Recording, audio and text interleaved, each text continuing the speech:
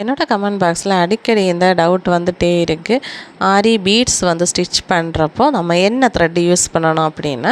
So நம்ம ஆரி ஒர்க்குக்கு A1 zari thread தான் யூஸ் பண்ணுவோம். இந்த ஜரிக்கு உள்ளாடி பார்த்திங்கன்னா பிளாஸ்டிக் த்ரெட் இருக்கும். ஸோ நம்ம பிடிச்சி இழுத்தா கூட த்ரெட் வந்து உடஞ்சி போகாது. பீட் ஸ்டிச் பண்ணுறதுக்கு பார்த்திங்கன்னா இந்த த்ரெட்டு நம்ம யூஸ் பண்ணக்கூடாது, ஜரி த்ரெட் யூஸ் பண்ணக்கூடாது.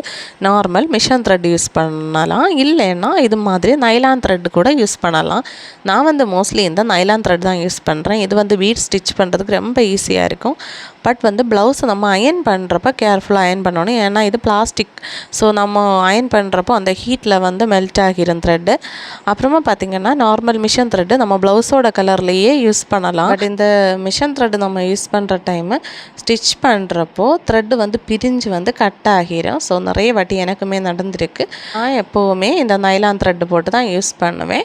கண்டிப்பாக இந்த டிப்ஸ் உங்களுக்கு யூஸ்ஃபுல்லாக இருக்குன்னு நம்புகிறேன். இந்த ஜரி போட்டு ஸ்டிச் பண்ணாதீங்க. வீடியோ இஷ்டப்பட்டால் லைக் பண்ணுங்கள். இனிமேல் டவுட் இருந்தால் கமெண்டில் கேளுங்க.